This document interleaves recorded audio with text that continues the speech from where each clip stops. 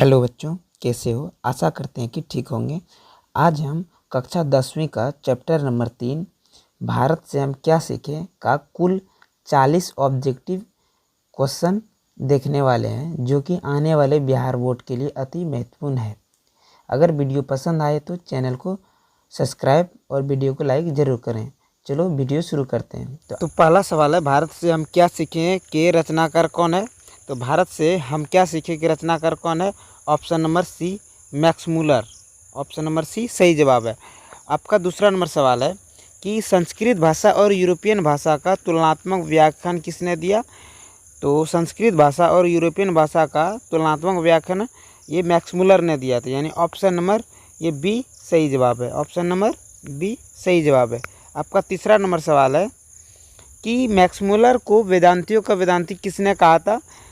Max Muller को वेदांतियों का वेदांती कहा था Swami Vivekananda. Option number B सही जवाब है। ऑप्शन नंबर बी सही जवाब है। आपका चौथा नंबर सवाल है, महारानी विक्टोरिया ने नाइट की उपाधि किसे प्रदान की? महारानी विक्टोरिया ने नाइट की उपाधि किसे प्रदान की?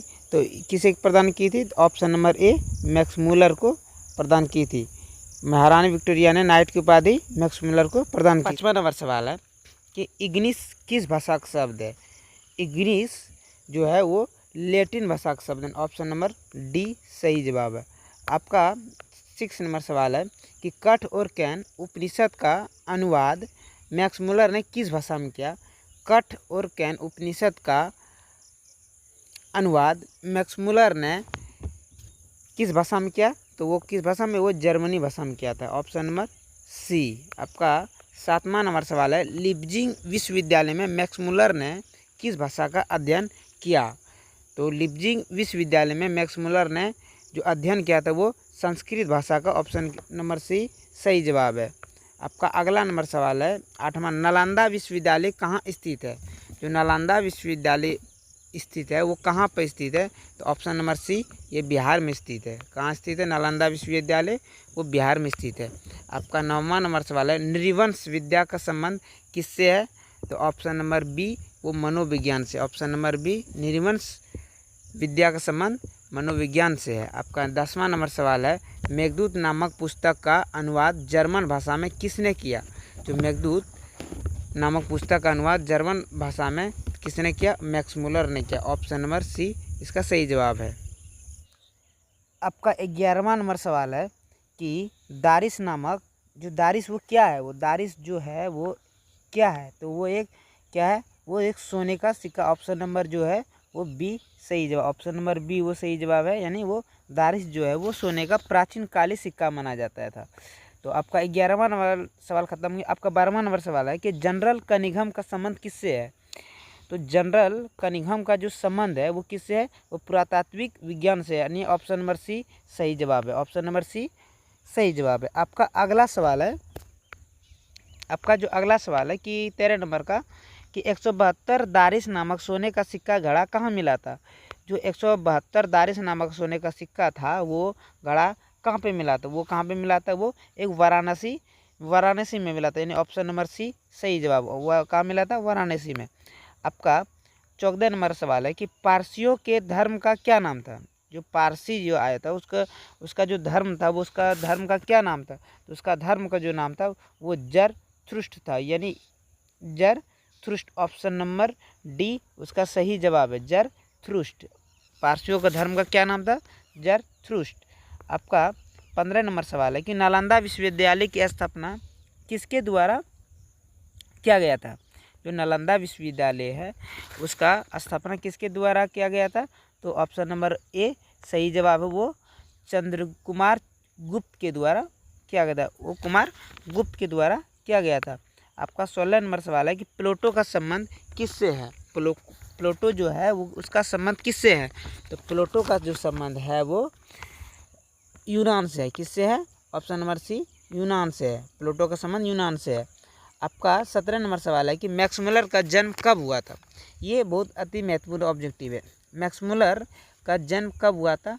तो मैक्स मूलर का जन्म 6 दिसंबर 1823 ईस्वी। ऑप्शन नंबर डी सही जवाब है, यानी 6 दिसंबर 1823 1923 ईस्वी में हुआ था मैक्स मुलर का जन्म।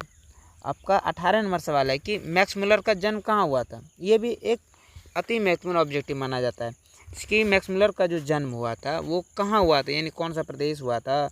उसी तरह का माना जाता है कि मैक्स मुलर का जो है वो डेसाऊ जर्मनी में हुआ था, यानी एक जर्मन से घूमने के लिए आए थे भारत। तो उसका ऑप्शन नंबर क्या है, ए सही जवाब है। ऑप्शन नंबर ए सही जवाब है, डेसाऊ जर्मनी में हुआ था। आपका 19 नंबर सवाल है कि मैक्स मुलर के पिता का क्या नाम था। मैक्स मुलर के जो पिता था उसके पिता का नाम क्या था, तो उसके पिता का नाम था B number, option number B, Hansi Dux Muller. Hansi Dux Muller option number B उसका सही जवाब है। आपका 20 नंबर सवाल है कि मुंडा किस जाति, जो मुंडा है वो किस देश के जाति है। वो यहाँ पे थोड़ा सा जनजाति लिखा जाता है, शायद इसलिए जो टाइपिंग करने में गलत। जो 20 नंबर सवाल है कि मुंडा किस देश की जाति है, तो इसका जो सही जवाब है वो ऑप्शन नंबर डी भारत का है।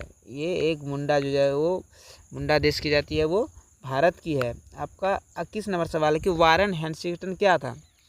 जो वारन हेस्टिंग्टन था वो क्या था, तो ऑप्शन नंबर ए भारत का गवर्नर जनरल था। वो क्या था, ऑप्शन नंबर ए भारत का गवर्नर जनरल था।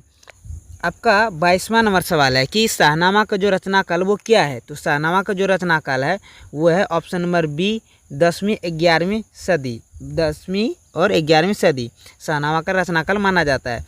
तो आपका 23वां नंबर सवाल है कि संस्कृत का अग्नि शब्द और लैटिन में किस शब्द से मिलता है। यानी जो संस्कृत का अग्नि शब्द है वो लैटिन में किस शब्द से मिलता है, तो वो मिलता है option number A Ignis. Option number A Ignis शब्द से वो मिलता है। तो आपका 24 नंबर सवाल है कि सर विलियम जोन्स ने भारत की यात्रा कब की थी। जो सर विलियम जोन्स थे भारत की यात्रा कब की थी, वो 1783 ईस्वी ऑप्शन नंबर डी में किया था। ऑप्शन नंबर डी 1783 ईस्वी में किया था। आपका 25 नंबर सवाल है कि भारत से हम क्या सीखे। पाठ में नए सिकंदर विशेषण किसके लिए प्रयुक्त हुआ है। भारत से हम क्या सीखे, पाठ में नए सिकंदर विशेषण किसके लिए प्रयुक्त किया गया है। जो प्रयुक्त जो हुआ था वो किसके लिए हुआ था, तो ऑप्शन नंबर सी, यानी युवा अंग्रेज अधिकारियों के लिए जो हुआ था, ये युवा अंग्रेज अधिकारियों के लिए हुआ था। आपका 26 नंबर सवाल है कि सबसे पुराने अच्छे नहीं होते, सब नए खराब नहीं होते। यह उक्ति किसकी है। जो यह उक्ति है वो किसकी है, तो यह कालिदास की है। सबसे पुराने अच्छे नहीं होते और सब नए खराब नहीं होते, यह उक्ति कालिदास की। ऑप्शन नंबर डी सही जवाब है। आपका 27 नंबर सवाल है कि स्वामी विवेकानंद ने वेदांतियों का वेदांती किसे कहा। तो ऑप्शन नंबर सी सीधा सा जवाब है कि option number C Max Muller को कहा था वेदांतियों का वेदांती स्वामी विवेकानंद ने। आपका 28 नंबर सवाल है कि मैक्स मुलर ने कितने वर्ष की अवस्था में लिपजिंग सिंह विश्वविद्यालय में संस्कृत का अध्ययन प्रारंभ किया था। जब वो कितने वर्ष का था जो लिपजिंग सिंह विश्वविद्यालय में संस्कृत का अध्ययन किया था, तो वो 18 वर्ष का जब था। ऑप्शन नंबर डी, तभी से वो संस्कृत का अध्ययन लिपजिंग सिंह विश्वविद्यालय में संस्कृत का अध्ययन प्रारंभ किया था। तो आपका 29वां नंबर सवाल कि पारसियों के धर्म का क्या नाम था। जो पारसियों का धर्म था उसका क्या नाम था, तो उसका नाम था जरथुस्त्र। यानी पहले भी इस सवाल को हम बताए थे, और जरथुस्त्र यानी ऑप्शन नंबर डी सही जवाब है। आपका 30वां नंबर सवाल है कि निम्नलिखित में से कौन सी भाषा प्राचीनतम भाषा है। सबसे महत्वपूर्ण जवाब इसमें, यानी जो है तो सबसे प्राचीन भाषा क्या है, मराठी माना जाता है। सबसे प्राचीन है सबसे, वो ऑप्शन नंबर सी इसका सही जवाब है। Option number C Marathi. आपका 31वां नंबर सवाल है कि मैक्स मुलर की मृत्यु कब हुई। ये भी एक अति महत्वपूर्ण ऑब्जेक्टिव है। जैसे कि मैक्स मुलर की मृत्यु जो हुआ था वो कब हुआ था, तो मैक्स मुलर का जो मृत्यु हुआ था वह 28 अक्टूबर 1900 ईस्वी को, डायरेक्ट 1900 ईस्वी को 28 अक्टूबर को हुआ था। यानी ऑप्शन नंबर डी इसका भी सही जवाब है। आपका 32वां नंबर सवाल कि किस के अध्ययन क्षेत्र में भारत के कारण नवजीवन का संचार हो चुका। किसके अध्ययन क्षेत्र में भारत के कारण नवजीवन का संचार हो चुका है, तो इसका 32वां नंबर का जो सही उत्तर है जो वो है बी नीति कथा। यानी ऑप्शन नंबर बी नीति कथा के कारण ही नवजीवन का संचार हो चुका है। आपका 33 नंबर सवाल है कि दारिस नामक सोने के सिक्कों से भरा गड़ा कहाँ किसे मिला था। यानी वो मिला था लेकिन वो दारिस नामक जो सोने का सिक्का था वो किसे मिला था, यानी वो वारन हेस्टिंग्स को मिला था, वारन हेस्टिंग्स को मिला था। ऑप्शन नंबर सी सही जवाब, ऑप्शन नंबर सी इसका सही जवाब। आपका 34 नंबर सवाल है कि मेघदूत का जर्मनी में अनुवाद किसके द्वारा किया गया? तो ये सीधा सा इसका जवाब है, जो मेघदूत का जर्मनी में अनुवाद किसके द्वारा किया गया था? तो इसका किया गया था मैक्समुलर के द्वारा। किसका? ऑप्शन नंबर सी मैक्समुलर के द्वारा किया गया था।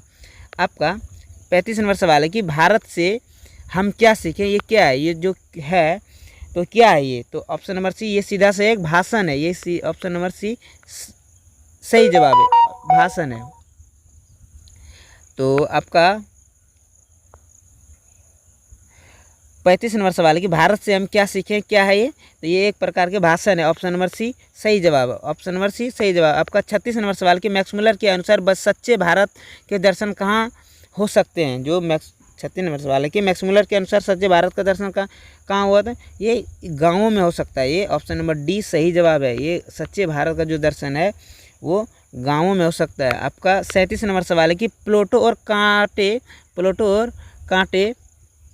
जो कांटे थे वो क्या थे? वो क्या थे? तो ऑप्शन नंबर ए महान दार्शनिक था। ऑप्शन नंबर ए महान दार्शनिक था। जो प्लूटो और कांटे थे वो महान दार्शनिक था।